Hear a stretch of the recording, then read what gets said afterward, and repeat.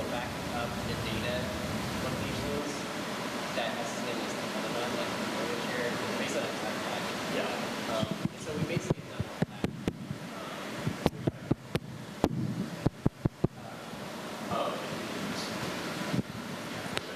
But currently, I think I would like this. Yeah, have like, I don't know. It'd be nice if we were back in like, that's the other thing. Check 1 2. Check. Check 1 2. Check. 6 days. Yeah. We would probably we'd be bringing out even more back. I think we should do a light backup of the sequel. I think so. I think we should. We need to probably.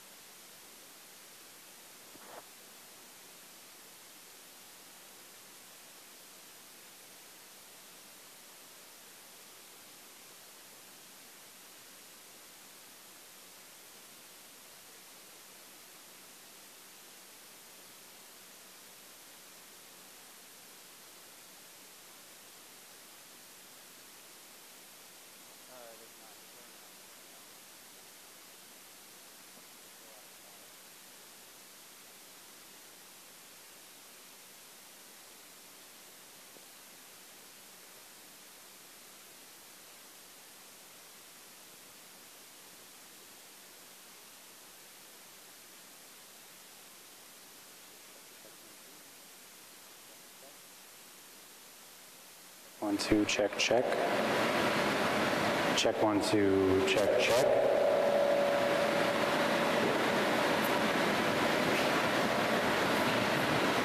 Check 1 2.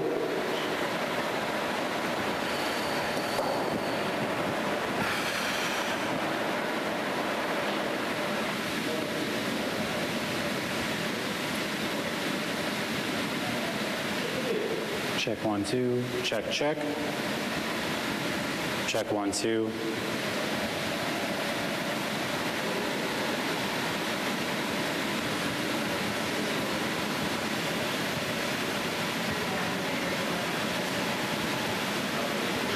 Yeah, I hear that. Check 1 2.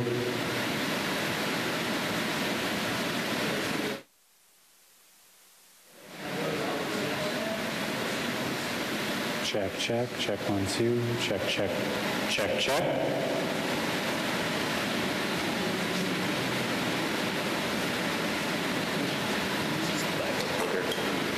Okay. Check 1 2, check. Check 1 2.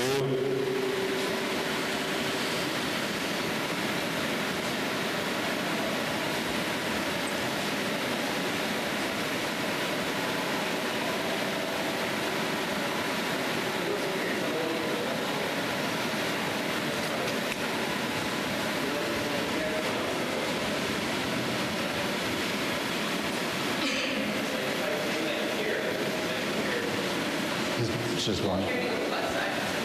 Okay.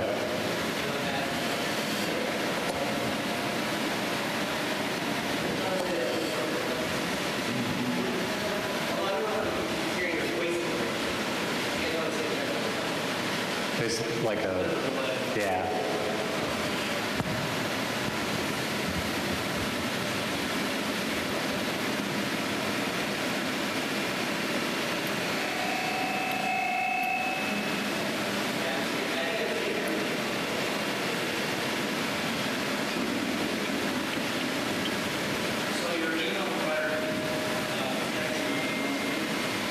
Okay.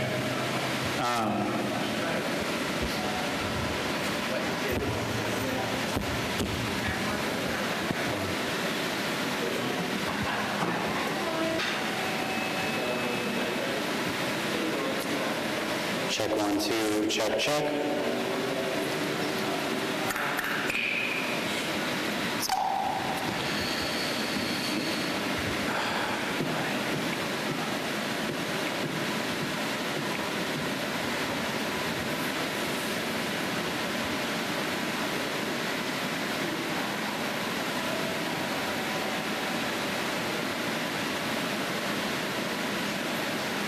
Check 1, 2, check, check, check.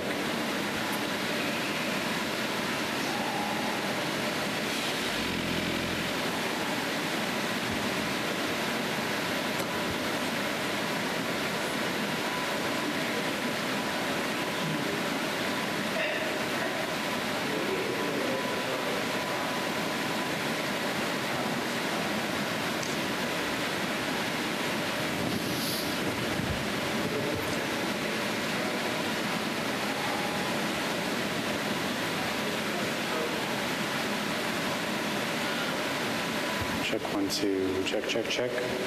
Check 1, 2.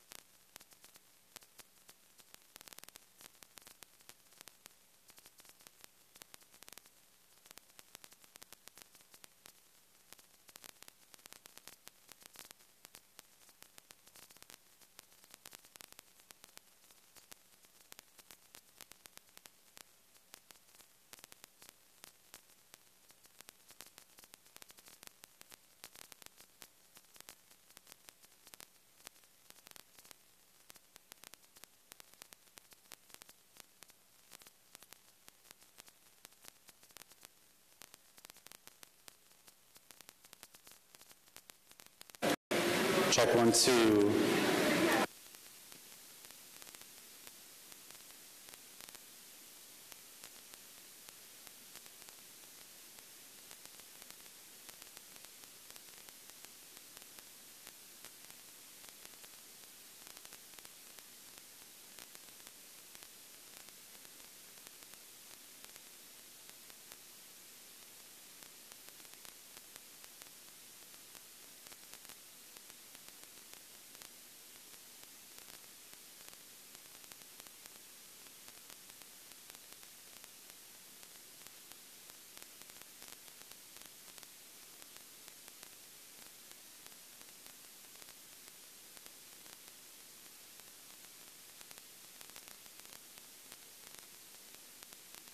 Testing 1, 2. Check, check, check.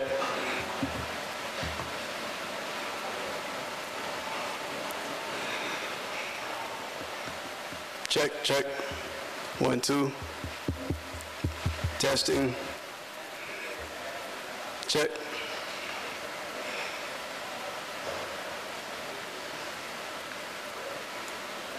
Yeah. Keep talking? Yeah. I'm talking, checking, checking, check, check. 1, 2, 1, 2, testing.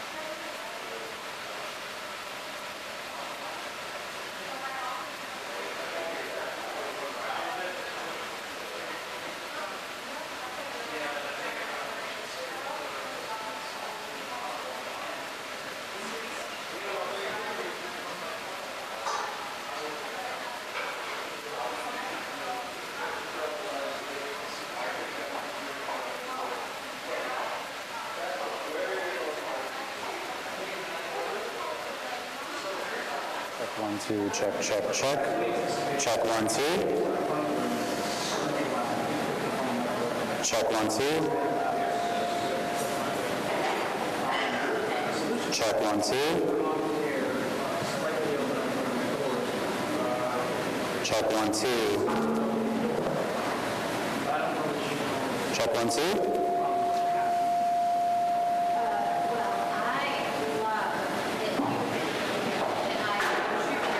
Check 1, 2. I appreciate the promotion, Check 1, 2. but this particular topic. Check 1, 2. 2. We need. I think there's issues with. We have issues. Check 1, 2. Check, check. Check 1, 2. Check, check, check. Check 1, 2. Check, check. Check 1, 2.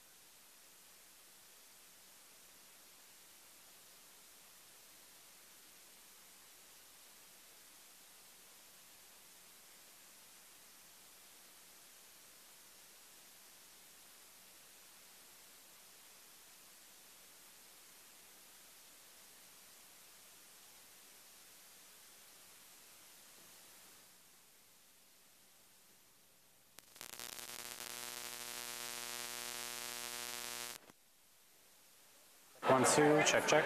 Check 1, 2, check, check, check. Check 1, 2.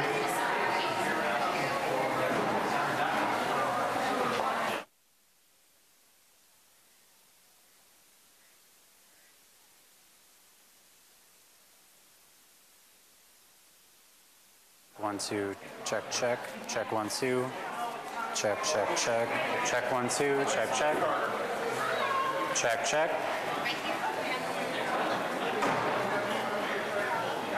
Check 1, 2, check, check.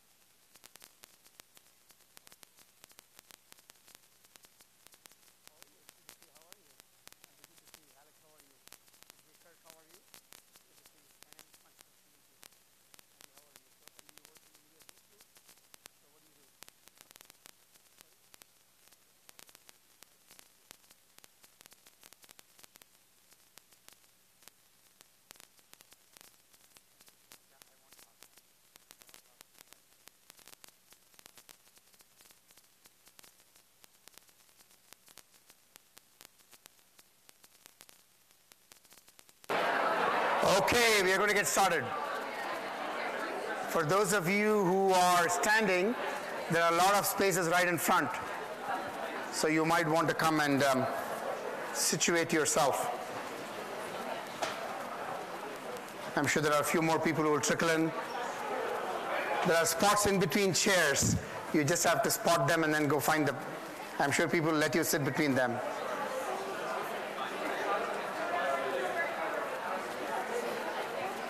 Okay, we have a lot of things to cover today, so let's get started right away. So welcome to all of you. This is the Fall Town Hall, and I'm so delighted to welcome all of you to Biodesign C, which is our new research building, which was opened, I think, about 9 weeks ago, maybe? That's right?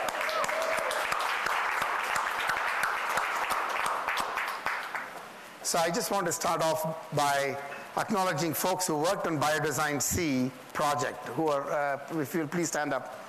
I know Tamara is here. Where is Eric? Eric is here. Who else worked on this project? So they did a great job. It's a very complex project, and you know, with ASU, we do everything ahead of schedule, if not on schedule, right? So this morning I had a meeting with the entire leadership team of myself and President Crow, with the leadership team of Infosys, with the CEO and all their senior leadership team. And they were talking about when can you get some building done? And we said, when do you want to get it done? And we usually get it done before that. And we were talking about in Hawaii that they were last week, I think Cindy was there last week in Hawaii, right, Cindy? And when they were talking about when do you get buildings done, oh, we are still working 4 years later for the building to be finished. It may take another 2 years. It's a very different clock speed that we operate at ASU. So this building, by the way, is an expansion of the thought of biodesign, which is essentially a biologically or nature-inspired design for solving problems in terms of health, sustainability, and national security. We did the Biodesign A and B buildings not too long ago, but we soon realized that the appetite in terms of ideas, in terms of opportunities, in terms of impact was humongous, that we felt that it's time for us to already plan Biodesign C. And again, in the original map of things in terms of C, we might have thought about it more like 2020 or later. But we decided to fast track all of that and have this building put in place. One of the exciting things about this building is also the basement of the building, which has this femtosecond nanocrystallography X-ray laser. Jargons aside, it can essentially look at subatomic particles and molecules and their structure in ways that allows it to be imaged before destruction of that atom or molecule by the X-ray impinging on them, right? So it's very cool, isn't it? So to be able to get a view of the structure of the molecule or the atom is just really phenomenal. And this is something that at Stanford is what's called SLACS, Stanford Linear Accelerator Center, which is a 2-mile, $2 billion investment kind of a facility. And what we're building here is a $20 million scale facility, although it's costing us more, to eventually a $20 million scale facility that can be in a lab scale. Now you can imagine the impact that it can cause in terms of what it can do to advance science across the globe. So the physics of it, John Spence is an amazing researcher, and we are hoping that one of these days he's going to be called out to be the Nobel laureate in physics. And the biology, the biochemistry of it, we have Petra Fromm, again a fantastic scientist. Again, she may win a Nobel Prize. We hope that's the case. And then we have the instrument building, for whom we got Bill Graves, whom we stole from MIT. And so he came and he's built a device in MIT, which we are now shipping. Is it already here, Tamara? 3 of the 5 parts. The rest of them is still in Kansas, on it, making its way to Phoenix, Arizona, in trucks. So we're trying to get them all so that we can have the entire instrumentation here, now continuing to build that, which is right now imaging, still image form of imaging the molecules, but then we'll have a video capability. We call it the XFEL. And so that's going to happen here, right in this building. So you're sitting on top of something, literally, which is very exciting. which is Nobel Prize quality science and impact. And this can essentially tell us how photosynthesis works, how pharmaceuticals can be designed. These are very fundamental things that we will understand about nature and what that understanding can do to impact our daily living. Isn't that cool? Yep. So you're all part of that enterprise, so you should be very proud of it. I didn't mean to say these things, but it just came out. So it must have been meant for you to hear this. So we are going to start off with talking about people and who make it all happen, which is all of you, and we're most grateful for that. We have a number of new people who join, and so we want to welcome the newcomers. So let's have the newcomers all stand up. If you have not been in this town hall setting before, then you are a newcomer. So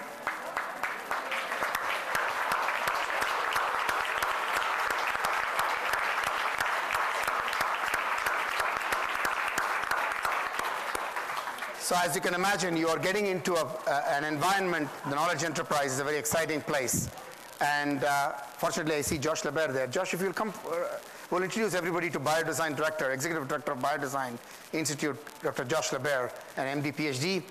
And so Josh, you should all know Josh LeBert. I mean, he's a thought leader, a scientist par excellence. And this morning, Josh, we were talking about a $25 million gift potentially to advance the Center of Neurodegenerative Diseases. Right, And well, yeah. Well, we're very proud. Here you go. Here you go. Oh, okay, it's on now. All right. Oh, well, I got this one now. Yeah, so upstairs on the 5th floor of this building is the Neurodegenerative Disease Research Center. It's a partnership with Banner Health. Many of you know Eric Ryman and his team are world leaders in the field of Alzheimer's research. And we've got a number of outstanding researchers upstairs who are working together with them to help identify the causes of dementia, identify ways to diagnose it early. And one of the things that we're hoping for, if we get this donation, is the opportunity to develop ways to intervene and help with the care of patients with dementia. I think if we can all appreciate that our population in this country is aging very rapidly. And I would bet that almost everyone in this room knows somebody who's getting old enough that they need care, or will soon be thinking about someone who may need care. And that burden is going to fall on all of us to care for the people who are aging, particularly those who have dementia. And we think there's an opportunity for the kind of innovation that ASU is famous for, the kind of thought processes and multidisciplinary teams could come together with ways to help with that care. Perhaps identify when patients are agitated by just looking at their facial expressions and alerting caregivers that there's an issue, or making sure people are maintaining their activities of daily living, or all those sorts of things. So we've got our fingers crossed. If that comes through, then we're going to build out a whole program in that here in the building. Thank you, Josh. I appreciate that. Thank you for being here. Josh, you can sit right here. Josh, you can sit right here. Yeah. I don't need a chair. Yeah, we have saved a seat for you. So what I wanted to give you a quick thumbnail, I always do this in the settings, is the state of where we are, and that way you know what your enterprise is up to. And all of you pay attention to all the newsletters that we send. I know all of you read every email that we send. All of you watch every video that President Crow sends. We know it's not true. Because we keep something called analytics helps us to figure it out. It turns out we know who you are. That did not open the messages. Just kidding. So given that reality, what we're going to do today is we're going to fly through a few things that I think it might be good for you to know, and talk about in your TGIF gatherings, being proud of what we are accomplishing as OKED, Knowledge Enterprise, as well as Arizona State University. So we'll do that.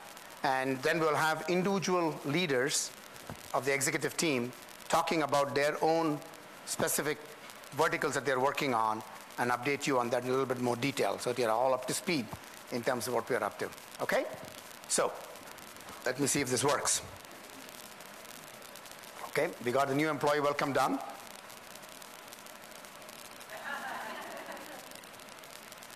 Okay, so I keep saying this to people. You know, we put this on billboards, we put it on bus wraps and train wraps. But then I also tell people that you are texting and driving, Again, we know who you are because you have not seen this. So, just so that you might be proud, we were for the 4th year in a row named the most innovative university in the United States.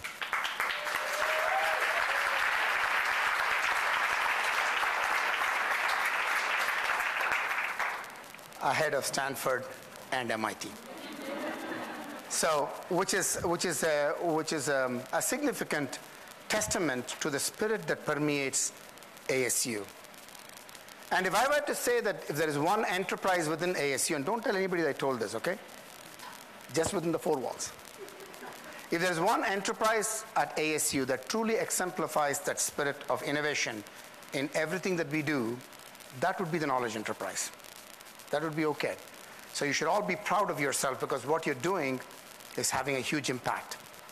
And that's what gets us these kinds of recognitions at a national and global level. What I thought I'll do is I'll take this as a moment to talk about the journey. We are now, since President Crow got here, in the 16th year of his presence here. So what have we done over the years? And how have we advanced as an institution? So if you look at the first 5 years, the new American University was launched, the vision, and we had many things that we accomplished in the first 5 years. The most important thing for me in that context was the culture change. How do you get people to buy into the fact that we are into a new wave of doing things? We are going to approach things different than most other universities. We are not going to try to chase universities, but we are going to leapfrog universities and therefore achieve way beyond what other universities are achieving on a yearly basis. I just came back yesterday from New Orleans, where I was at the Association of Public and Land-Grant Universities meeting, 1,500 people. And, you know, everybody talks about ASU. There were awards in 5 categories, 4 categories. 2 of them ASU was named as the finalist, and 1 of them ASU was a gold award winner. So people noticed that something is happening at ASU, which is sort of an exemplar for universities to want to emulate, follow, steal, whatever that might be. And that's a position that we wanted to be at when we started this journey in 2002. So the first part of the journey, I'm not picking everything here, I'm sure you can read by yourself, and we'll send the slides to you, but the culture shift is a very important thing. The culture of innovation, the culture of I can do things, rather than I cannot do it because. The culture of not no, but a culture of yes and culture. All of these are cultural changes that we did in the first 5 years that helped set the stage for us to move forward in this journey. And now if you look at the next 5 years, we started to build around that culture change things that we could do that we thought that we could not do. What would that be? For example, we said that we could break down barriers. People who tell you, how can you dissolve a department? How can you tell the anthropology department that you cannot be a department anymore, but instead you are now a School of Human Evolution and Social Change, and get away with it and not get fired? So you do this because you lead by ideas. You show the vision.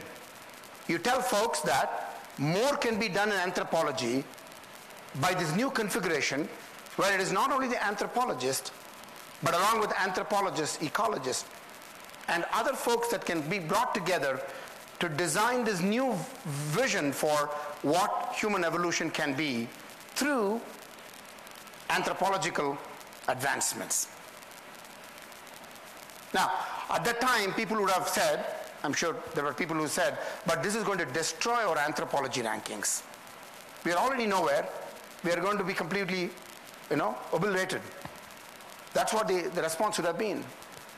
But it turns out that in the latest ranking of the NSF HERD, Higher Education Research and Development ranking, after we dissolved this department 10 years ago, the ranking is about research expenditures in anthropology.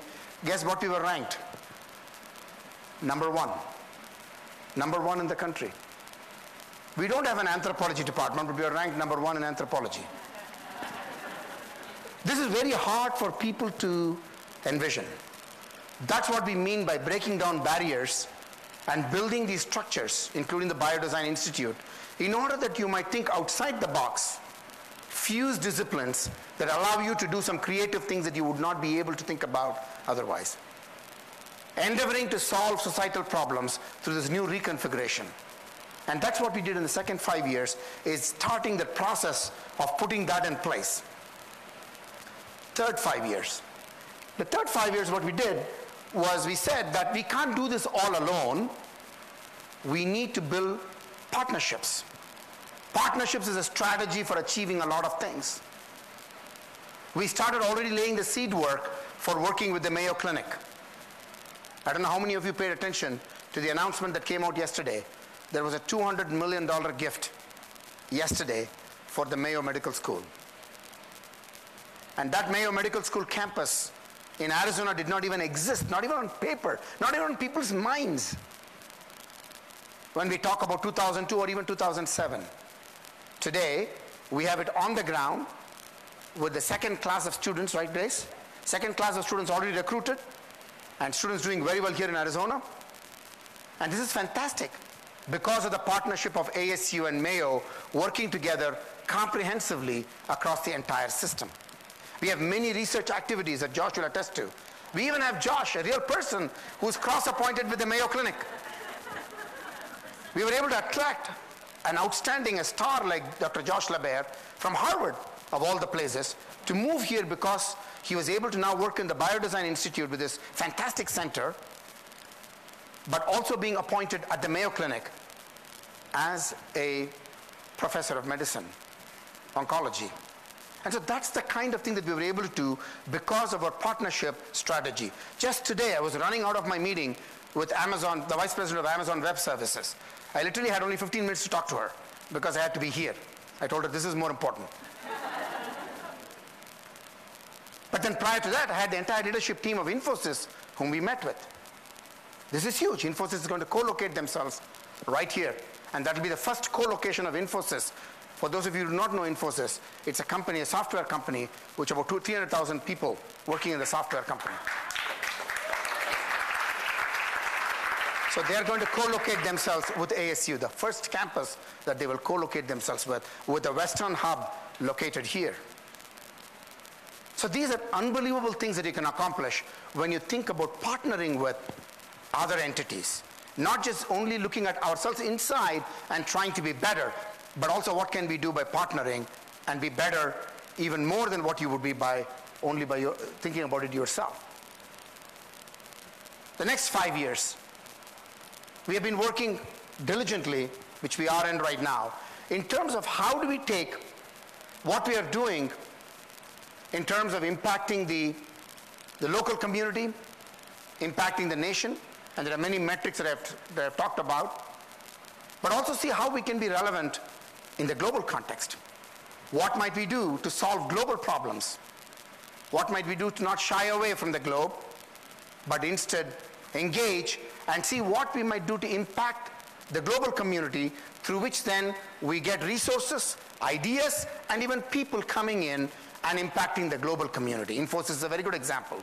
Here is an Indian company, now is going to locate their headquarters, one of the 4 hubs here in the country, and they've agreed to hire at least 2,000 to 3,000 people in the next few years. In fact, Todd just reminded me, where is Todd? Oh, Todd. Todd just came up to me and said, a conclusion of that visit was that they came up to him and asked, can you get something done in 45 days? And we said, how about 30 days? Right?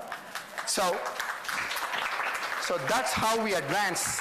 That's how we advance at ASU, and that's what OKED does. These are some of our OKED-related activities that contribute to the ASU's objectives and goals and strategy. Now, I am a computer scientist, so I cannot help but only look at data. And so here is data. And I present this to you for the newcomers because there are several of you. In 1980, we were hardly a research university, nothing to speak of. In 1994, we achieved what's called a Carnegie One status, about $100 million enterprise, $80 million, $90 million enterprise. In 2002, we were a $120 million enterprise. This year, the year that we just concluded, we exceeded $600 million.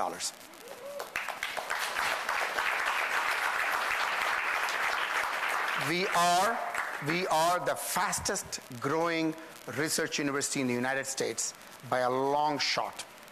Logos that you will see that will tell you how we contrast in terms of the different disciplines that we are stacked up relative to our peers and aspirational peers. Our goal, however, is to be very bold and talk about $815 million. Why is that number? Because that is what. So she's going to tell me that we're doing well, right, Hansa? We are doing well, thank you. Somebody told her that's the answer you should give no matter what. So here is what I was talking about. Here is what I was talking about. Just on the 600 million, we have an event on Monday. I hope all of you have it in your calendars. We are celebrating the $600 million event. The entire ASU community, as well as external community, has been invited. So I would like to see all of the OKED folks at that event. I know who you are. So please be there because it is our enterprise that is being celebrated in terms of its accomplishment. So please be there. So here are the set of universities that we are ahead of. Total research expenditures is done by none else than the National Science Foundation that computes the data. This is a 2-year-old data. This is data based on what we had accomplished in 2016, which was a $520 million scale of achievement. Even then, we were ranked 44th out of the 876 universities, 9th among the universities without a medical school. There are 716 of them, ahead of Caltech, Princeton, Carnegie Mellon, Notre Dame. And the non-medical school expenditures, we are 22nd ahead of those universities. Oh, I see A there. Okay. So pay attention to the A2. Because we were not 10 years ago anywhere close to A to speak of. And now here we are in every category. Psychology, 16th, ahead of Stanford, Berkeley, Cornell, most of them. Non-science and engineering, ahead of Stanford, Texas, Columbia. Humanities, 4th, ahead of Yale, Princeton, Columbia. Sue just came from Yale. So Caltech, Harvard, Wisconsin. Look at the one on the top. Geological and earth sciences, we are ranked 2nd of the 344 universities who have at least $1 of research in this area. Our space research program, as you know, is fantastic. So we're ranked 2nd ahead of Stanford, MIT, Michigan, A, and others. Engineering, look at electrical engineering. Nobody would ever believe this. If you ask somebody, they will not believe this, right? So this is something that we are trying to communicate, both President Crow, myself, and others in the leadership team, that our own people first need to understand where we are relative to all these universities. It's very hard to even communicate that. And so I won't belabor you with this, but I'm happy to report that awards last year also reached an all-time high of $430 million, which portends well for our expenditures into the future. Some recent successes of examples. Here they are. We received a $22.5 million NSF award for the STC that got renewed. And we had an $8.5 million for the National Cancer Institute. And then in terms of research activities, in terms of knowledge enterprise activities, we had Air Force Secretary Wilson, Heather Wilson was here, where we built the 2030 what S&T vision can be there for the US Air Force. And we spent time with them and built a strategy workshop here. We launched the Global Futures Initiative and hired Peter Schlosser to lead that initiative. And we have just already started building the next the biggest building, research building, called Interdisciplinary Science and Technology Building this way. I'm sorry, 7. Thank you, Tamra. Tamra, yeah, that's right. Keep me straight here. So ISTB 7, which is a Food, Water, Energy Nexus building. On the international development front, where is Stephen? Oh, Stephen is not able to be here. Stephen, I think Christine is here, right? Yep, right here, yeah. So Christine, so we are building a new MicroMasters degree with Chemonics, which is a strategic partner in international development. And then we have launched the clinical health partnerships, and Dr. Sue Pepin is going to talk to you also and about what that office is going to be. We're very fortunate to have Dr. Sue Pepin join us. And she came to us from the Piper Foundation, where she led the Piper Foundation as a president, and prior to that from Dartmouth, a physician. And so she's going to talk to us. organized the Interdisciplinary Opioid Task Force, designed and developed practice lab. That's what Grace has been, slogging, and have already signed up people for practice labs. She's going to talk about that. Then we were selected as the Entrepreneurial University at Deshpande Symposium, right, Jimmy? For innovation, entrepreneurship, and higher education, Jimmy received this award. We had the successful opening of Biodesign C, and thanks to Tamra and Eric. Luminosity Lab produced 13 concepts, and there is Mark. And so Mark and his team do an amazing job in terms of getting that moving. And I sold Luminosity again. I go everywhere and I sell them. I sold them to AWS, I sold them to Infosys. So you're going to have more work, Mark. By the way, along the way, we decided that we should have a new home. So for the executive team, so we're going to move to the ground level of the Fulton Center. So I welcome you all to come and visit us. Okay? Come and visit us. And if you want to meet with any one of us, you should come and visit us. That way you get to know where we live. And so we're going to go to the individual updates. Tamara, Associate Vice President of Research Operation and Chief Operations Officer, is going to give you that update. Thank you, Panch. Yeah. Thank you, everybody. We are, I'll just give a couple operations updates. So we've been talking about to the group that we've been experiencing and making our way through a 30-year event, which was the replacement of our financial system as of July. I think it's more like a 50-year event because we replaced our award management system at the same time. So for all of you who are still like working through that, it's only going to happen like every 50 years. So we hopefully will all only live through this one time. But I just wanted to make sure I ask in every forum I can, if you have a staff member who's working through this, buy them a cup of coffee, write them a thank you note, do whatever you can to support them because our staff are doing an amazing job working through an incredibly challenging transition, but we are poised to reach $815 million now. So we had to get off the mainframe in order to be able to achieve that. So we're not quite out of the woods yet, but we are making headway, and we at least have like a machete and a headlamp, and we're finding our way through. So thank you to the team. I really, really appreciate that.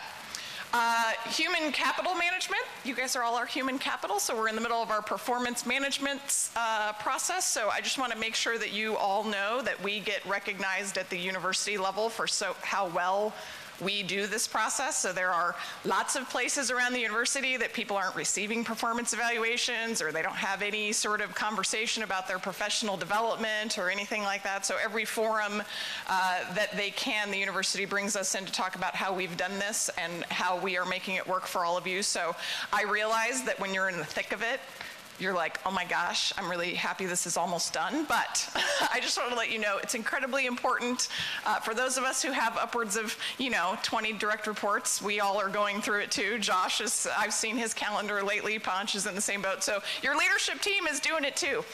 So at any rate, we are looking forward to moving into a big focus on onboarding and retention. So those will be initiatives that you'll see coming. But I just want to take a moment to acknowledge our HR team for all of the work that they stand up. They're right there in the back. So they really are a lean, mean fighting machine back there. So they are about half as big as they should be for an organization of that size. So again, feel free to just go to Starbucks and buy a bunch of gift cards and hand them out to all of them as well. So core facilities, we're excited because we have now completed the integration of the core facilities teams into OKED and are now beginning to really realize the benefits of having that group all together. So we continue to welcome all of the folks that were out in the academic units and other places to the OKED family. We've had a really great push from a marketing perspective, so we now have like one cohesive marketing brand approach for our core facilities, which is really paying dividends with our external partners. So similar to what Grace is working on for our corporate partners, just one portal into the university to be able to get access to all the incredible not just equipment and technology, but people that we have here with incredible expertise that can be very helpful to all of those folks that we're recruiting. So big shout out to all my core facilities team. We're happy to have you, and keep up the good work. And buildings, BioC, isn't it lovely? We love it. So One of the things that's really cool about this building, other than the stuff in the basement, which is awesome, is has a neighborhood concept. So this is where we're taking transdisciplinary team-based research to the next level, which means you get less space and you have to share everything. So all of our occupants of the building have really embraced the concept of working collaboratively, sharing what they have, bumping into each other every day to think of things that we haven't thought of yet. And so we are appreciative not only, well, we built them a nice big building so that they could like get okay with it, but we're excited about the new research discoveries that will be enabled by this setup and arrangement. And so appreciate all the, we won't call them guinea pigs, but the guinea pigs that moved into this building. And I want to recognize Eric again, as well as Mike and the facilities team who have been working through. It turns out when you get a new building, sometimes not everything is set up exactly the way it was supposed to when they bring it online. So they've been doing a lot of last minute, woo, let's move that quick and let's get that hooked up and making research happen. So I just want to thank the facilities team for that. And onward to the next. So when you build one successfully, you just get to build 3 more. So ISTB 7 is coming online. That will be so rumor mill, we'll just debunk it. The light rail is not going through the middle of ISTB 7.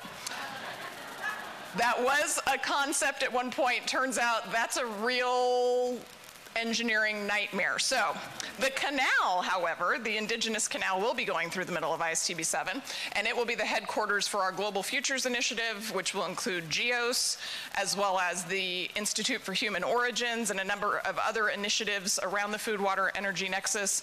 It, unlike BioC, is not a dedicated research building, so it will be all about public outreach, classroom space, research space, so it'll be a real flagship welcome to ASU on the corner here. I know everybody's excited about like parking and traffic when all this gets built out, and so I don't have any solutions for that, but it's gonna be fun.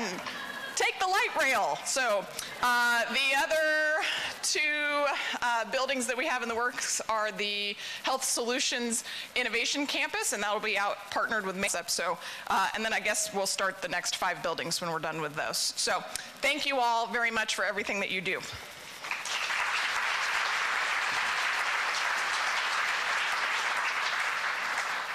I'm like, we can just, and now Is our Associate Vice President of Entrepreneurship and Innovation. So Jimmy's. Tamara, I forgot to tell you about 3 other buildings. So we're also in the downtown residence hall. There's going to be an E&I space, including micro retail. So it's going to be in the E&I residence hall. You know about ASU Mesa. And so in addition to the new academic building in Mesa, which is primarily Herberger and other schools, there's also the Innovation Studio. So just another 26,000 square foot building. It's okay. And there's one more building, but we'll save that one for now. Let me give you a quick update on what's happening in entrepreneurship and innovation. Can the E&I team stand up, please? That's about half, I think, of who we normally are. So the entire team when I got here in November 2015 was around 5 core people. We're now at 25 core people with about 5 open positions. And that speaks to the E&I leadership, the solidification of E&I leadership that we're building off of. So instead of going through a whole litany of things that we're doing in entrepreneurship and innovation, let me give you a few examples of just things that have happened between June and September. So let's use faculty entrepreneurship and student engagement, which are core parts of what we do. Certainly we're in service to faculty and students, in service to the academic units throughout the university. In June, we closed a $6 million endowed gift that's enabling us to establish a training and development network. And so that's going to be co-curricular offerings for students and faculty to continue to support entrepreneurship and innovation. $6 million is a nice little chunk of change there. So that was announced in June.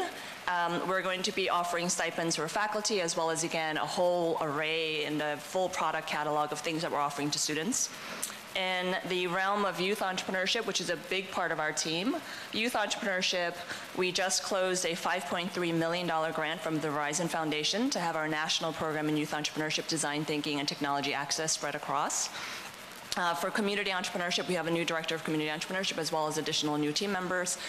You're going to see increasingly what community entrepreneurship means, which meant, kind of engaging with different cities and external, having people outside of the university besides students and faculty be able to access resources. You'll see increasingly this idea that we're not only in Greater Arizona, so certainly we're going to be a core part of the Innovation District in Mesa. A number of us were just at an event this morning with the mayor talking about the Innovation District and how E&I is going to be supporting the continued development of innovation programming and overall startups and things that are happening in the city of Mesa as part of their innovation district. In addition to that, we are also in the city of Peoria. Kristen Slice is our senior program manager for the city of Peoria. That's a $2 million grant to work with the city to help develop out their entrepreneurship ecosystem. So that's going to continue.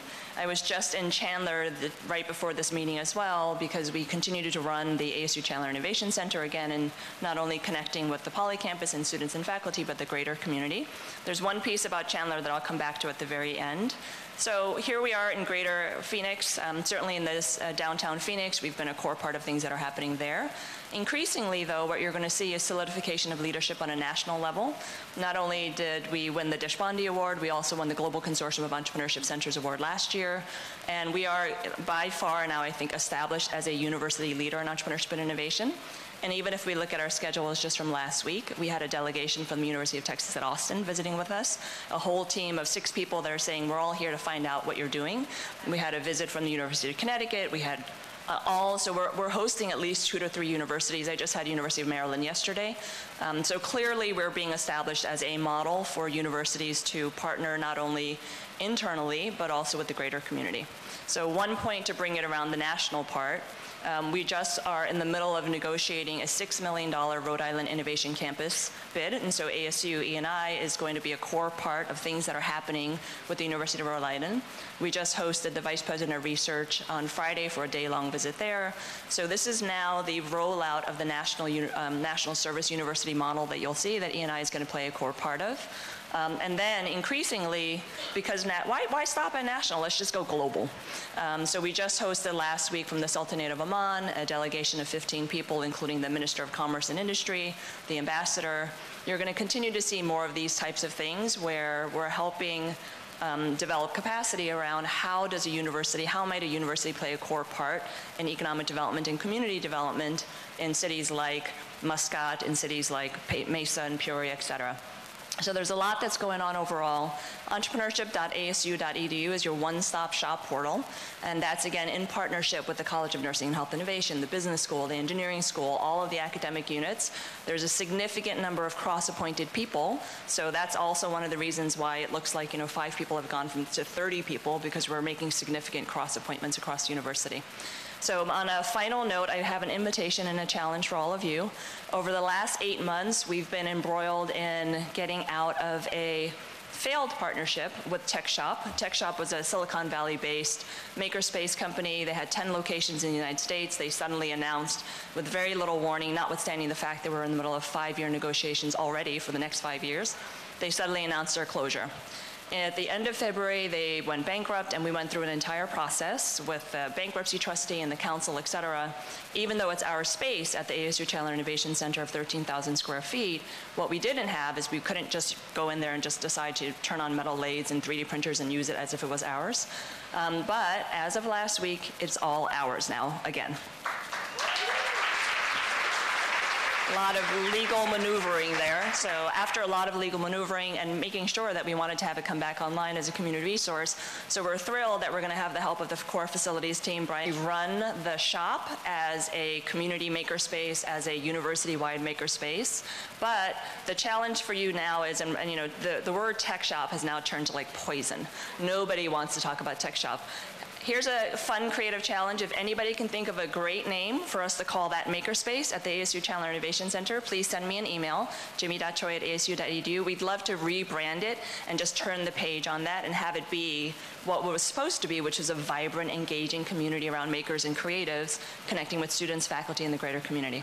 So anybody has ideas for a new name, our team knows, and every time I'm in a meeting, I say tech shop, I have to spit and turn around 3 times. So please give me a name, and that's my invitation to you. Thank you.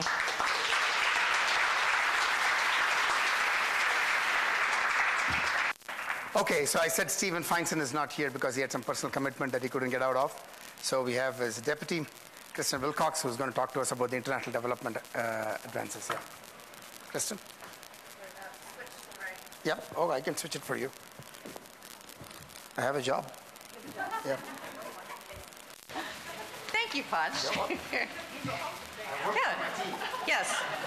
So Thank you very much, Panch. And amusingly, for all of you who know my beloved boss, Stephen, he warned me not to talk too much. So I will just run quickly through an update of what we're doing in international development in the 3 buckets in which you organize our work. But first, could the ID team please stand up? The small but mighty ID team. Here we go. Okay.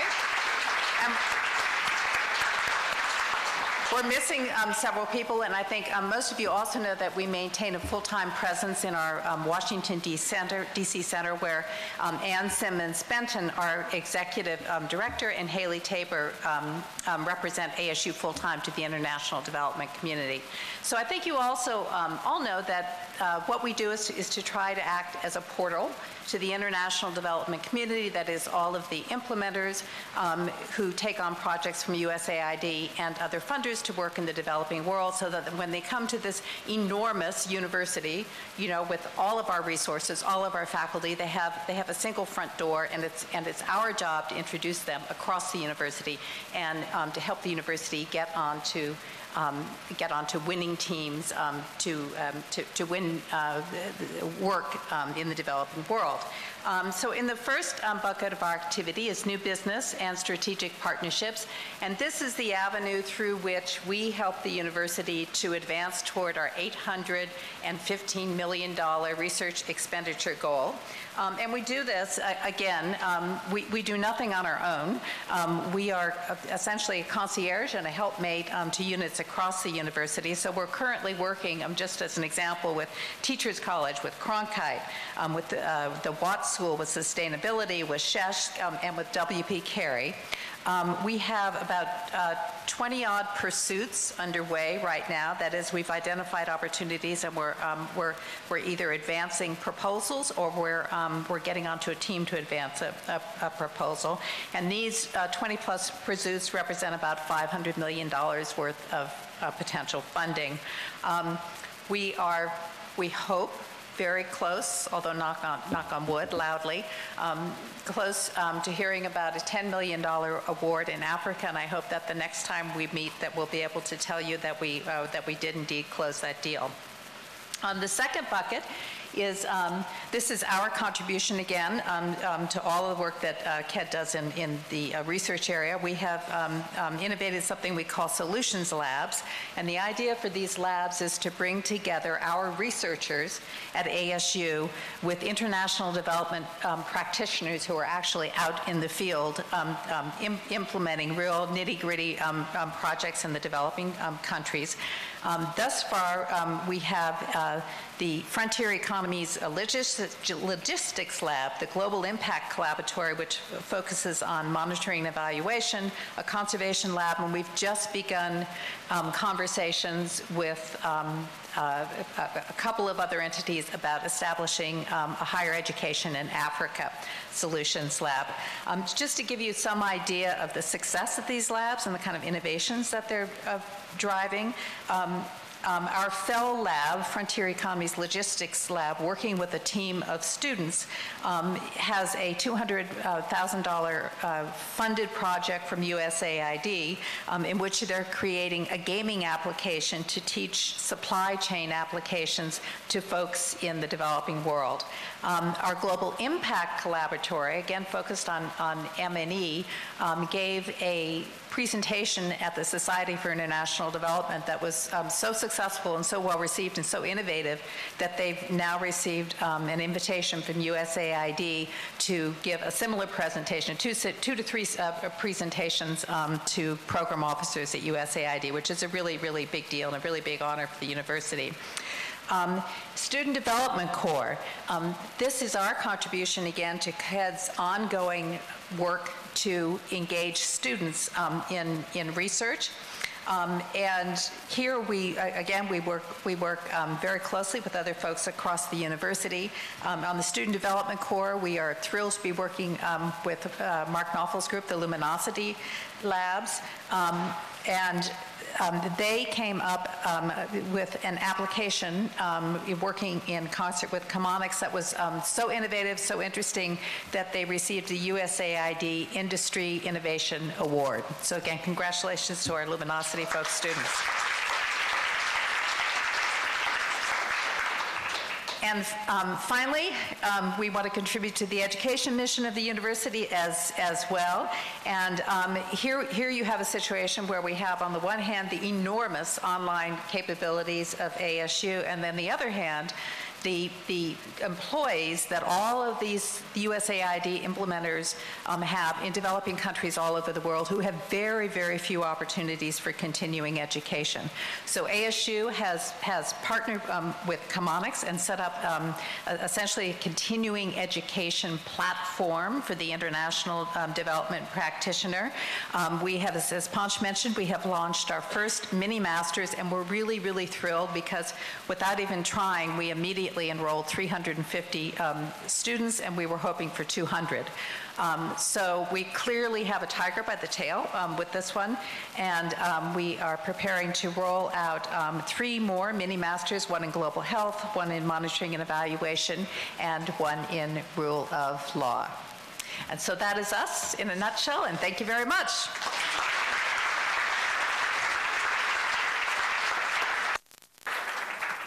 So next up is Assistant Vice President. I'm sorry, she's promoted now.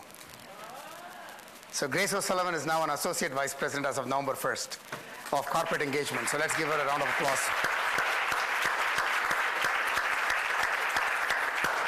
So Grace is going to talk about our corporate engagement advancements here. Hi, everybody. How are you doing? Welcome to the Fall Town Hall. This is great because a few of us started when biodesign were just 5 research centers and 2 buildings. So this is really amazing to be here today. Now, can I ask my team, Corporate Engagement and Strategic Partnerships, to please stand up?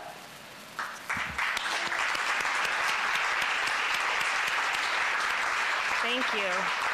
Now, this is just the core team, and what we've been able to do since the last town hall and since we've really launched our new department was to enable a shared staffing model with the key units on campus.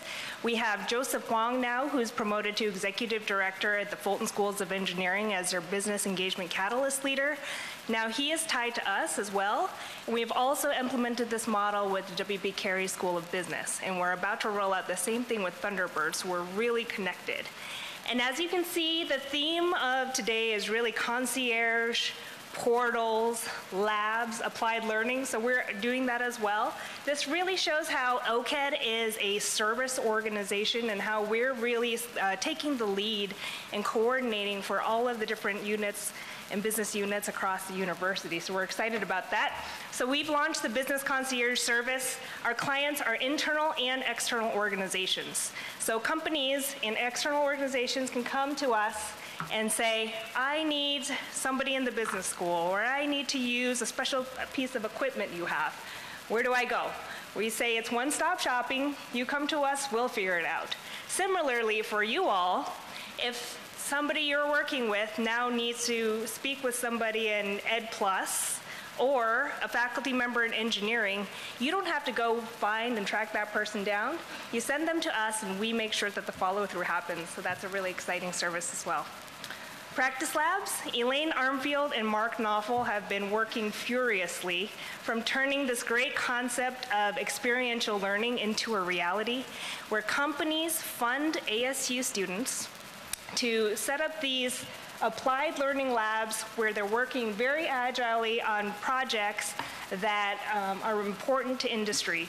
So since we've launched, we have had 3 deals close. We've had Verde Solutions, a sustainability company in Chicago, fund a lab. We have Phoenix Children's Hospital about to be inked. We have Starbucks and Technology Center here co-located with us at SkySong. And who else am I forgetting? Oh, Cyricon, a faculty spin out from engineering looking at cybersecurity issues. So extremely exciting there. It's a great work. We've also launched the Institute for Automated Mobility with the Arizona Commerce Authority. Now, Ponch has been named as the Senior Science and Technology Advisor to Governor Ducey. Very exciting. So this is going to really cement Arizona's identity as the place to do automated mobility research and advancement testing around safety. We've signed up Intel as a founding member for $1.5 million. The Commerce Authority, ADOT's involved as well, so very exciting new initiative. We've also received a very competitive award from DoD in collaboration with Boeing. Now, we just recently hosted 18 different Boeing executives from Mesa and from Seattle, and they came and spent 3 days with us, 3 very in-depth days and a football game, to think about how else can we expand this relationship and take it to the next level. So we're really excited. But yeah, we have, like Panch mentioned, we have at least 1 or 2 or 3 companies per day knocking on our door to partner with us.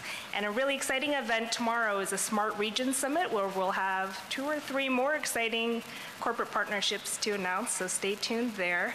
But I'd also like to share another university that's come knocking on our door to learn about how we do corporate partnerships is the U of A. Go Devils!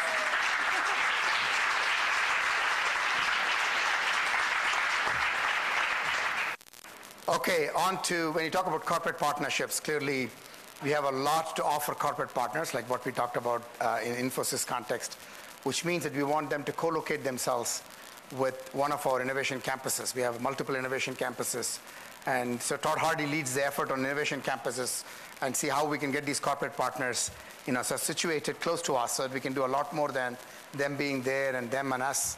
Instead, it's just us working together in one campus view of all the things that we do. When Tamara talked about the buildings, it occurred to me I wanted to bring this to your attention. Just in the corridor, in this sort of the intersection of university and rural, if you look at the Novus Innovation Corridor work, if you look at ISTB 7 and all of the other things that we are doing, the total investments that we are working on right now in construction terms is $1 billion. $1 billion of construction is happening just in that space, which is really, really amazing for the level of intensity that we're having at ASU in terms of moving things forward. Most places will tell you, oh, we haven't had a building in the last 5 years, right? Whereas we are moving forward on so many fronts. This is not including the stuff that we are doing out in the Mayo Clinic campus or downtown Phoenix, for example, what we're doing with Wexford, as Tamara was saying. So it's very, very exciting. So the innovation campus vision is also truly exciting for us in terms of how we might work with our partners in a thoughtful, strategic way. So Todd Hardy is our Managing Director of Innovation Campuses. Todd?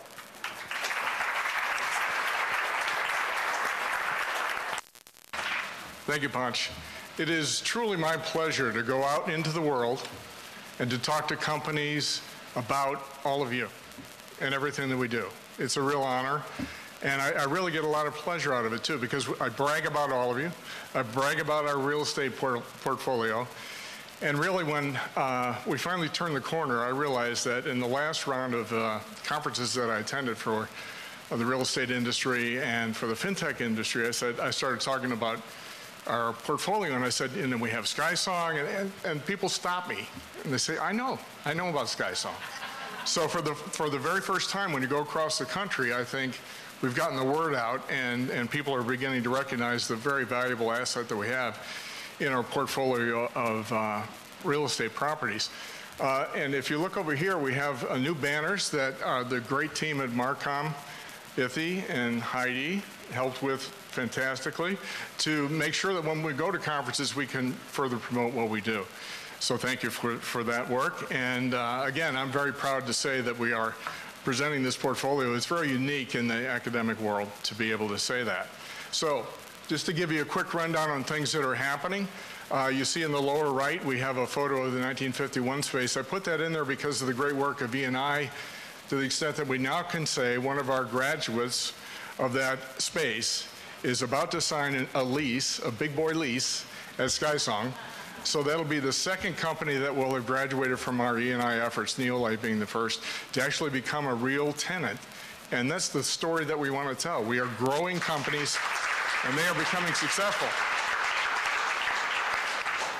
So thanks again, Jimmy, for all that work. And then, if anybody knows me, you know I love cranes that twirl and dirt that moves and stuff that happens. Well, there's a lot going on at both SkySong and Novus In the upper right-hand corner, you see what is the beginnings of a hotel at SkySong that will be open next summer. That means we will have 134 or so rooms that we can add to the conference center that we have that you probably all have been in at least once. Well, we have our party there all the time. So you know that space, and that the combination with the hotel in that space can now present a conference center kind of asset for SkySong and for that part of the city and for ASU. So if you're thinking about having meetings like that, we have more and more amenities, more and more space to take advantage of. If you look over in the top left, SkySong 5, that's the next building that's going up, and I think that's a photo I took about 3 weeks ago. It's now twice as big as that. We are up to the 4th floor already. It will now be 6 floors. You know the buildings at SkySong have been 4 floors. This will be 6. It is 50% leased or in negotiation, so we have 50% more to go. It'll open in July. And by that time, I'm sure it's going to be fully leased up and occupied. So that's another success story. And together with the hotel and Building 5 being completed, we will now, Punch, be 6 years ahead of schedule. So very proud of that. And then Novus, there's a rendering there of the shape of the property that we call Novus and how we're going to develop that. Punch mentioned the $1 billion of construction that's going to be going on. That will totally transform what we have in the middle of our campus. We are building a city from the ground up within a city. And I'm very proud to be able to talk about that as well. We'll have 4 office buildings of the size that we have in SkySong, a hotel, multifamily residential, and retail, all going on within that phase. We call it phase 3. When that's completed, probably within 2 or 3 years, that will be what we have at SkySong now. And that's just the beginning of what we're going to build in Novus. So it's the most dramatic real estate project in our state and probably in the country when you think about infill properties associated with the university particularly. And if we can do that in 2 or 3 years, it took SkySong 10 years to get to where we are now. So we, fingers crossed, no big recession in the middle of it. We'll be very proud to say that we have an asset like that right in our Novus campus. To give you an idea of the energy around Novus and how we present it, if I can have the video run, it's a very brief video. I just wanted to see what we're showing to the public with respect to that project.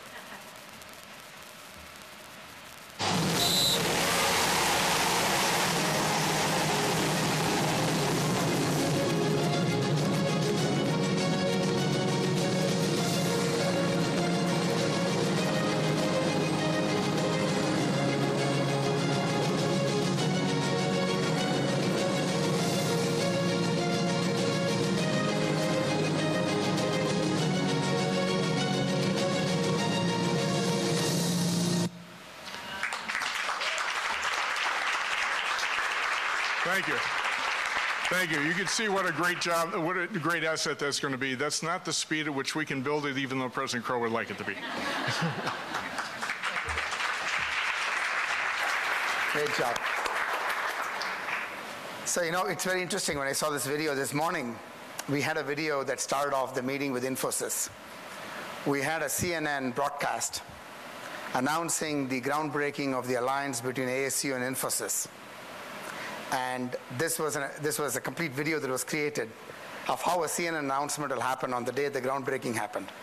They were just blown away by that.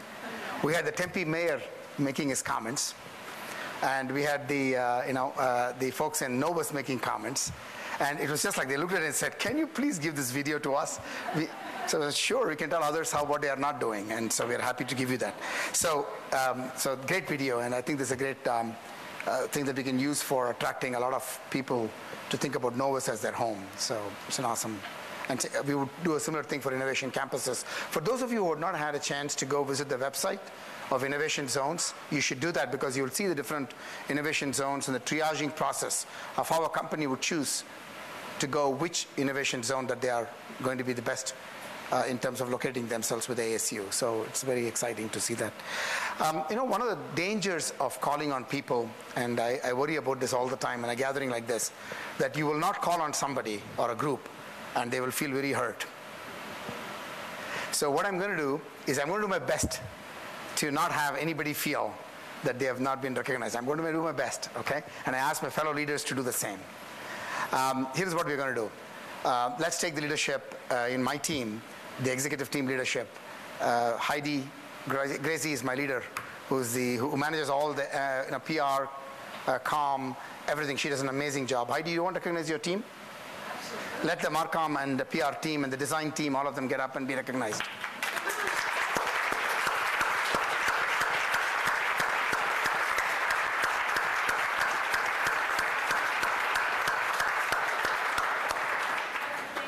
They do an amazing job, and that's very visible. If you look all the brochures, websites, everything, they do an amazing job. Now, talking about visible, the other extreme of it is invisible. And the invisible is a technology team. They do an unbelievable job, and they are the core of everything. Everything runs because of technology. And Sean Dudley and his team do an amazing job. Sean, get up, please. And Sean's team also get up and be recognized. All of those in Sean's team, please get up and be recognized.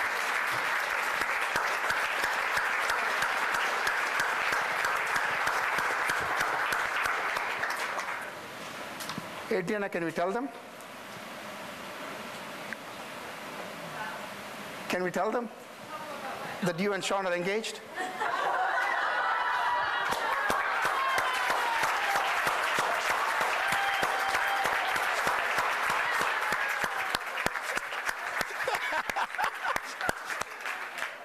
I'm so thrilled. As you can see, these are two people that I truly, truly care about a lot. And they mean a lot to me, and they do a fantastic job. I'm so happy that they are together. I'm going to get killed by Adriana. She's not going to take care of my mails for 2 days for doing this.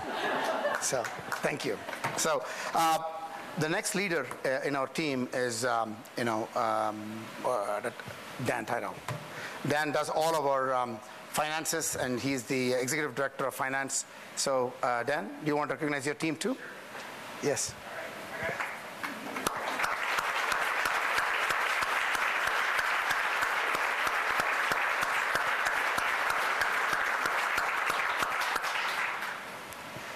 Cheryl Conrad is our assistant vice president who manages all of the compliance and other activities, cost sharing and so on. And so Cheryl, if you'll.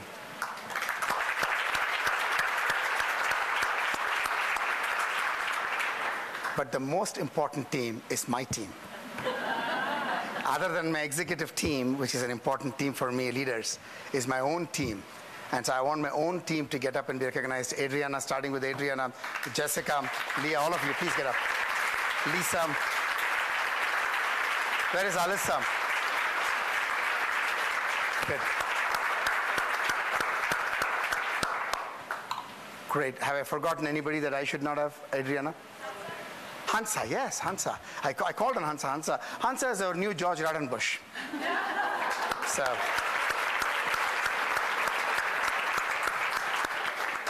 Yeah. I know for a faculty members mean a lot. Fellow faculty members mean a lot. Fellow faculty leaders, I recognized Josh LaBear, and an amazing thought leader and a faculty member who's my co-conspirator in crime, always works with me very closely, is Neil Woodbury, Professor Neil Woodbury, Director of the Molecular Sciences.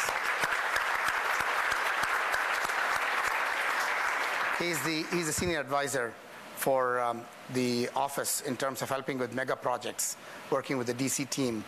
And so we're very happy that Neil is taking on the leadership. Talking about leadership, I've been killing myself in the last few years with all the things that, President Crow thrusts upon this office. Guess what happens when you do a good job? You all know this. So, because all of you do a good job, you get a lot more things to do. So that's what I get a lot more things to do. And therefore, for me, to pay attention to the research enterprise is an exceedingly important imperative because we're doing very well, but we have to continue to do well and do more into the future. So given that, I was looking for that person that will be able to come and have that, that intellectual vibrancy, to have the energy, and to also have that spirit of working collaboratively in the team and with people. And I'm so glad I found an amazing leader. Told the Vice President of Research from Oregon State University, Cindy Sagers, is our Vice President of Research. Cindy.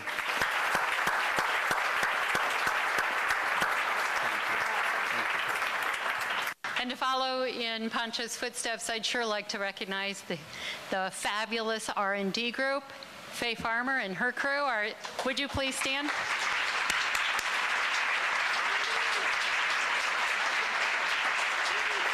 Mighty and awesome. I'd like to recognize Crest. Is Crest here today? They've joined the office, and as has Science Foundation of Arizona. I saw Carolyn here. Yeah, bravo.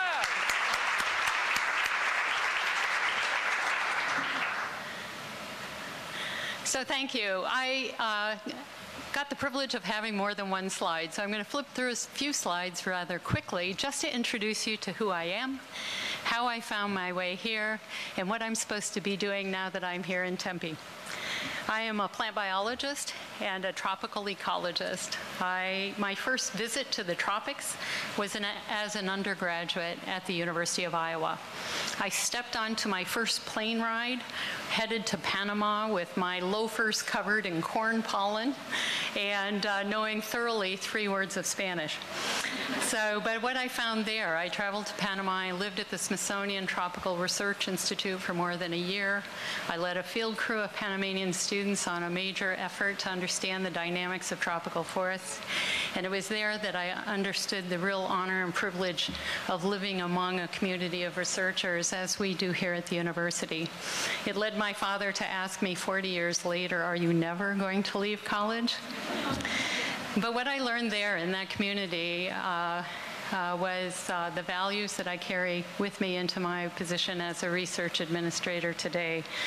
Those are the values of excellence in research, inclusion of diverse perspectives, and access to higher education for whoever wants to do it.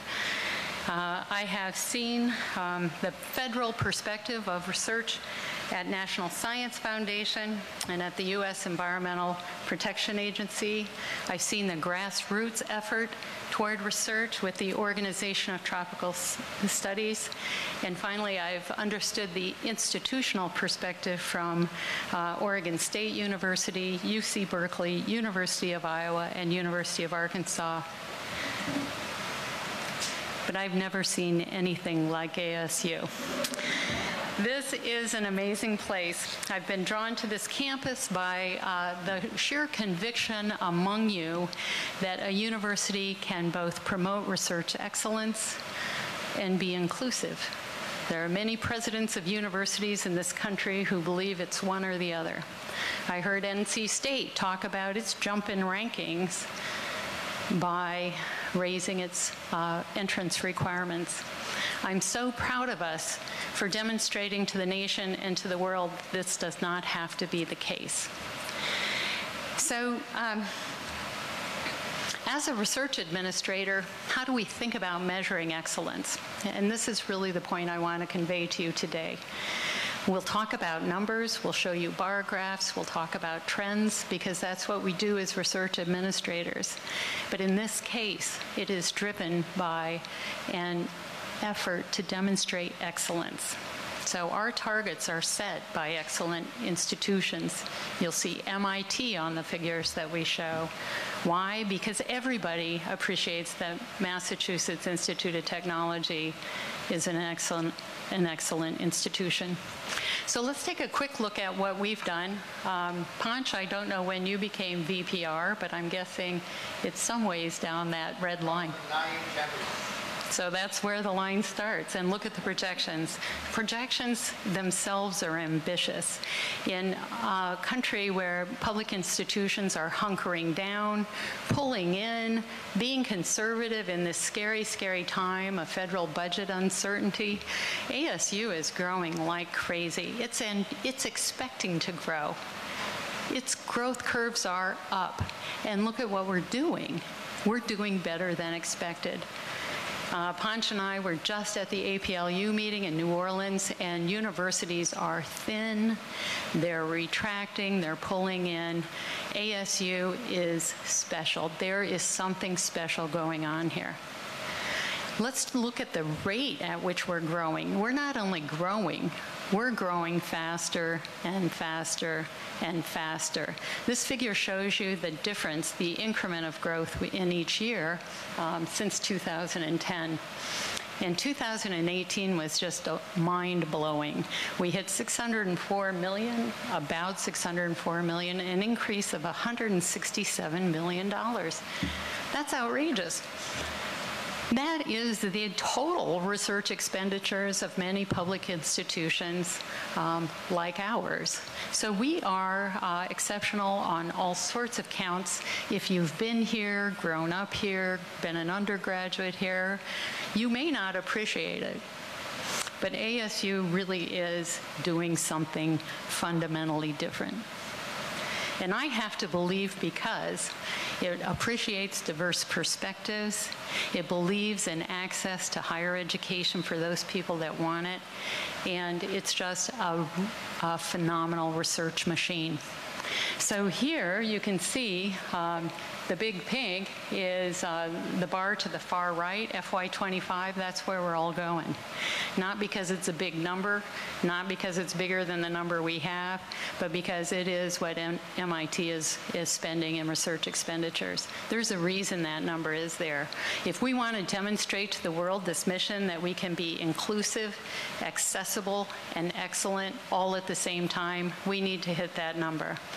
So my job here is to help us get there. I'll be working closely with a number of teams within the OKED and out in the university environment to move up the research expenditures. We're targeting specifically a strategy that Ponch has developed where we think about individual research award as tier 1.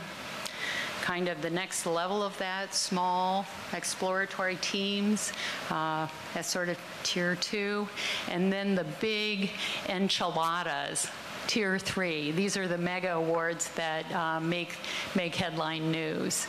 The way we're structuring it is the tier 1 awards will be managed largely within the college. Tier 2 will be on my plate. And Faye's plate, Faye and Kevin and I will work very closely with Neil Woodbury to be certain we're growing up those teaming awards, getting those individual researchers to have the courage to go out and write a bigger award with a larger team. There's something fundamentally different between writing your own research proposal and writing a proposal for a team. And we need to figure out exactly what that is and how we can remove the barriers to doing that for our research community. That's one way we're going to get there. We're going to, once those people are experienced, they're hardened, they know how to get this work done, then I'll pass it on to Neil, and he'll take them out into the universe. It appears we're only going as far as the moon on these projects. We're pushing out Mars for another 20 years. So we have a lot going on. We have a lot on our plate. This is my job, to help us get to that MIT number. I just want to close by saying that we are looking to grow not only our research expenditures, but the reach of our research, the impact on our communities. We'll be pushing out in areas of international development, growing up that portfolio. We have great capacity to grow our biomedical researchers, and Sue Pepin will tell you a little bit about her efforts there in just one moment. I would have to say we have enormous capacity in smart cities, and all of the dimensions of what smart cities might mean to us. And we are targeting specific funding sources to get this work done. And again, you know NIH has a ton of money out there that we're not pulling into our institution. That means we're not impacting human health the way we have the potential to do. USAID is just on our doorstep, and we're going to land some big things soon. And finally, industry support as well as industry offsets is a new place where we're really exploring how we can help the world grow into a better, safer place. So I can't tell you how thrilled I am to be here. It has been such a rich 6 weeks and 7 hours, and I look forward to working with you all. Thank you very much.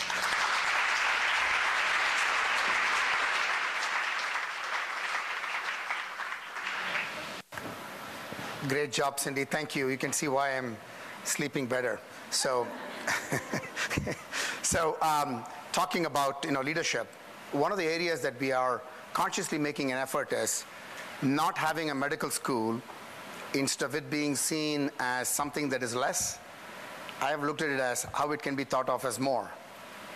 That it frees you up to do the things with any clinical partner that you choose to have a relationship with not feeling wedded to one and trying to make that survive. That's what most medical schools have gotten into, the trap, is trying to make their medical hospital survive, and that itself becomes a full-time job. So what we did instead was to take a strategy of working with multiple clinical partners, which means that Mayo, Phoenix Children's Hospital, Dignity Health, Banner, Maricopa Integrated Health System, Scottsdale Healthcare, IASIS, Honor Health. I can go on and on and on.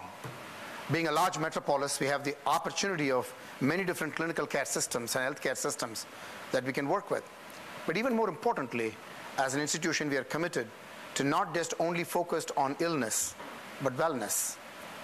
How can we focus on wellness and partner with people who take care of illness and see what we can do to deliver better health for our community? And there is no better leader that you can think about when you think about this community-based approach to building better health than Dr. Sue Pepin. She has been a champion of this as the president of Piper Foundation. She has also been somebody that has worked on this in a role as an associate dean at Dartmouth from an educational perspective and research perspective. So I'm very delighted to have the leadership of Dr. Sue Pepin as the managing director of Clinical and Health Partnerships. Sue? Thank you. You know, I wanted to start out as someone that is new, a little bit longer than Cindy have I been here, but only by about 3 hours. No, about a month. To really thank all of you, because being new, I'm going to first, recognize my team. Gloria and Kimberly and Grace, you're going to have to stand up too. Go ahead and stand up, Kimberly. I do this partly because the next town hall, when that triples and I talk about our 3 new buildings, you'll get it. But thank you, Ponch. I'm just delighted to be here. But I wanted to thank all of you because I felt so welcomed. So there's many different areas in OKED, and all of you have reached out to me. How can I help? These slides, thank you, Markham. It's just been phenomenal, and I've been at new places, and I've never experienced something so wonderful. So you need to know that, and that's probably my main message today, since Ponch took away all my thunder. Although I'll tease and say, he knows that I've been lecturing medical students and undergrads and residents for a long time, and I said, I need more slides. He said, okay, 2. But I'm taking a little bit of a different tack, so I'm sort of glad I'm going last. And that's really to talk to you about why we need an Office of Health and Clinical Partnerships. And I want to build a bit on what Ponch said, that ASU builds on new configurations. They break down barriers, we solve societal problems, not by chasing what other institutions do, but by leapfrogging. And I believe there's nothing more illustrative of the new American university's design aspirations of use-inspired research and societal transformation than changing the dialogue around wellness, from lifespan to the notion of health span. So I ask, what is the problem we are trying to solve? Ponch talked about comparing to other institutions without a medical school. Without that hub, there are challenges, but it does free us up, just as Ponch says. So we're not in it to be in the healthcare business. We're really in it to be in the health innovation business. Medicine is reactive. We want to be proactive and build health where it needs to be, where it's going, and where it can be. Design is a really important part of the future of health. We cannot simply look to hospitals. We need to build partnerships with all the caregiving entities in our communities. And again, we reach to the moon and later Mars. Remember, the main goal of a patient is to stay out of the hospital. Some examples, when you think about it, the largest transportation company in the world does not own any cars. Thank you, Uber. And the largest company for vacation rentals does not own any hotels. Thank you, Airbnb. So we don't need to own a hospital or part of a hospital, but we need to partner with these clinical entities in a really robust way. I want to talk to you again to inspire you as why we need this office, about some of the challenges in healthcare right now. Number one, we need to reduce costs. Health expenditures as a percentage of our gross national product is about 19%, and yet our outcomes, such as life expectancy, are far below countries that spend a great deal less. We need to improve access and eliminate disparities. We need to improve the patient experience. We need to improve the health of populations. Society needs to embed innovation and adaptability in educational programs. And we need to develop the knowledge and technology and move it from the laboratory to the marketplace. All of these things we are engaged in at ASU. I couldn't begin to update you on that because it really is the breadth of the university. I think I could really categorize about 98% of what we do at ASU in the health sphere. There are 4 things that are dramatically changing in healthcare that we need to consider with the future of healthcare. We are all much more connected. There's the Internet of Things, smartphones, quantum computing, and materials. Artificial intelligence and machine learning are really changing the way we can see patterns, and it allows us to see patterns where we could not before. Hence, machine learning is really allowing us to do science better. Information is becoming universal at our fingertips and very connected. And finally, diagnostics are becoming easier, more accessible, and more specific. That was already there. So where has ASU come? You know, we have built a great deal, and now we are really poised to firm up some of those entities, both to internally create collaboration and connections, and then be that portal in the health sphere, similar to what others are doing like Grace in the corporation sphere, so that the external world can access our resources and we can connect with them and partner with them to help translate, test, and then translate discovery at ASU into the world. Here's what we need to do to get here. This is a framework that for now I'm calling a virtual academic health center. And it's really got 3 big areas. One is our education, what we do to educate the future workforce, to inspire young people, our pipeline programs. Much of this we already do, and there are things that we can strengthen and have a centralized office in OKED to help facilitate these partnerships. The second large that you've heard a lot about today is our discovery in biomedical systems, our research. Our clinical partners, we need to firm up and create robust clinical trials office structure so that we can do this seamlessly. We already have many joint research collaborations, and we'll continue to work on that. And very importantly, our social responsibility and transformation for better health outcomes, really our clinical arm, if you will. We already have data-driven approaches, and as we build our AI and our data analytics to be more comprehensive across the university, our healthcare delivery platforms, our institutional review boards, there's much we can do to centralize and further our health efforts at ASU. I know, and you know, that ASU has the breadth and depth to allow that intersectionality and convergence of the social sciences, the biologic sciences, engineering, and the humanities, really all the disciplines of health. ASU is agile in acting on things that are good ideas. We can create and strengthen the leading edge practices and infrastructure across the health endeavors at ASU to assume in our charter the fundamental responsibility of the overall health of the communities we serve. Thank you.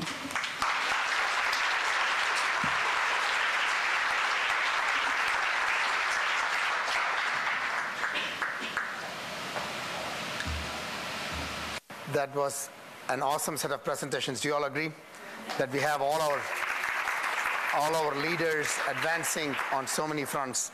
One of the other things that we're working on in OKED is also advancing this new conceptualization called Global Futures, and Peter Schlosser is leading that, and that's something that you'll hear more of as we move to the future. Josh talked a little bit about the Biodesign Institute and where you are.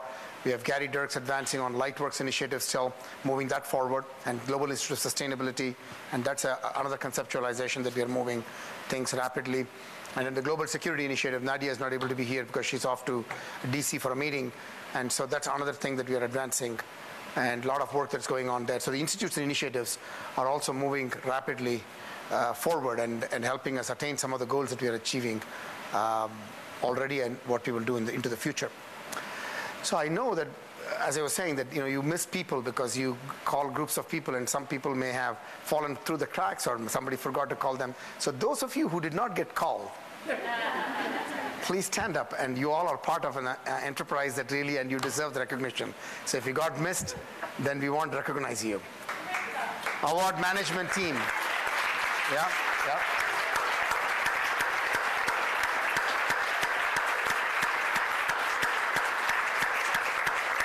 I know research operations, Tamra called one of the groups, right, Tamra? So the rest of them are all here, so we thought that.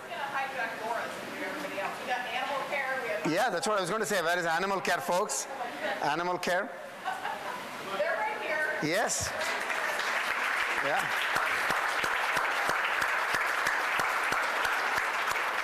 Believe me, they keep me out of trouble. If there's something that runs out of the animal care facility, you know what happens. The first page of Arizona Republic will be very interested in that. Not the $604 million, but that. And so, and then we have folks from facilities, the various, what is that, Tom Kalala and his group, right? Yeah, core research facilities. Folks from core research facilities. Some of them are standing in the back, but thank you all.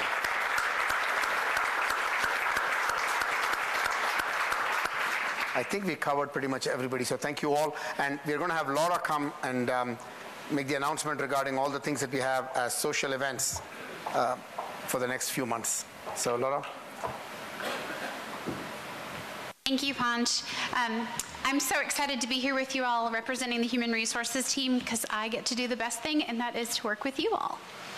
Okay, so a couple of exciting things Panch already shared with you. We've got a wonderful celebration for the entire university community that's being hosted by the president on Monday. You all got the invitation again today. It's going to be a lot of fun. The student pavilion, how cool is that? So please make sure to attend. It's going to be a great event. The United Way campaign is well underway. Just a friendly reminder to go in and participate. We ask everyone to participate. And if your particular team is going to do a fundraiser or an event, please support your United Way coordinator. And if you're interested in volunteering or getting more connected, please contact me. We wanted to take this opportunity to encourage you all to participate in the President's Awards competition. Did you know President Crow hosts 3 very competitive awards, and it's been a while since a representative of the research family has won these awards, and it's time that we go back and sweep them again. So I encourage you all, we sent this out in the newsletter last month, and we'll send it again. The deadline is January 3rd. There's workshops at the end of this month, but there's awards for innovation, sustainability, and social embeddedness. And if you really look at all of the fabulous initiatives we just heard about today, there's many, many opportunities for us to, again, show President Crow that we truly are the best branch of the university, and we can win those awards. So please, please, please represent your team, your unit, and consider applying for these awards. Save the date. Our next big gathering is December 14th. We will be back at Sky Song. Todd's right. We always go to Sky Song for the holiday celebration, so that'll be a lot of fun. And then just as a reminder, we have some great professional development opportunities. We're going to be launching a new series this spring, so check Research Academy, check early, check often. And then I wanted to also share that we are in the process of rebooting our Idea Box website. That's where you can go in and put in your suggestions. Our physical Idea Boxes are still scattered through our buildings, but our electronic portal will be rebooted next semester. We're working on that with the RTS team with the Office 360 update. So look for that. It'll be great ways for you to share your new ideas. Thank you so much, Panch.